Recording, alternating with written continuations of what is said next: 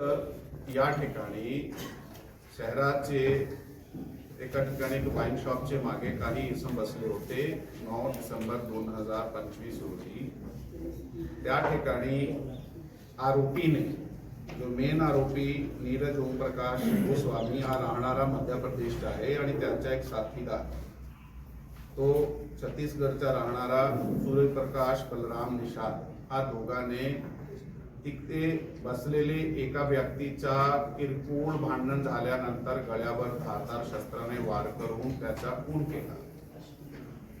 आणि आमच्याकडे ज्यावेळी मर्डर दाखल झाला त्यावेळी एवढी इन्फॉर्मेशन होती की अज्ञात इसमाने अज्ञात कारणाने एका व्यक्तीचा, जो स्थानिक नागरिक आहे, त्याचा मर्डर केला आहे। 7 दिवस सलग आम्ही सीसीटीव्ही आणि गोपनीय माहितीचे आधारे वेगवेगळे जिल्ह्यात जाऊन तपासले आणि काही संशयित जे आमचे समोर नाव आले त्या संशयित नावाचा आम्ही सापळा रचला आणि त्यातून एक आरोपी आम्हाला मिळाला, ज्याच्याकडून अधिक विचारपूस तपास करताना 2 आरोपीचे, त्याचा स्वतःचा आणि त्याचा जो मुख्य आरोपी होता त्याच्या साथीदार, त्याचा नाम निष्पन्न झाला। दोघांना अटक करण्यात आली।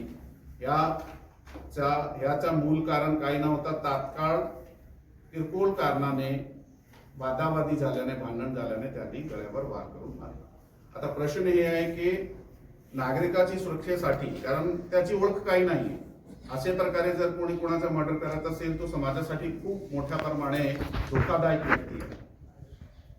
विशेष अजून त्याची केसची संवेदनशीलता अशी दिसते की त्यांनी काही दिवसापूर्वी जामखेड, अहिल्यानगर जिल्ह्यात जे जामखेड ठिकाण आहे त्या ठिकाणी सुद्धा काम करत असताना एकाशी त्याचा पैशाच्या किरकोळ वादावादी झाली, त्याला सुद्धा त्यांनी तिथे मारून टाकला आणि मारल्यानंतर सुद्धा तो त्याचेवर वार किंवा असे प्रकारचे पाय ठेवून त्याचेवर दगड मारत होता। म्हणून त्याची जी मानसिकता आहे ती मानसिकता एका प्रकारची जे एक सायको सिरियल किलरची जे मानसिकता असते अशी आम्हाला दिसून आलेली आहे। आणि त्या ठिकाणचा गुन्हा उघडकीस आल्यानंतर तिथे अकस्मात मृत्यू रजिस्टर झाली होती, त्यात आता पुढे प्रोसिडिंग चालू आहे।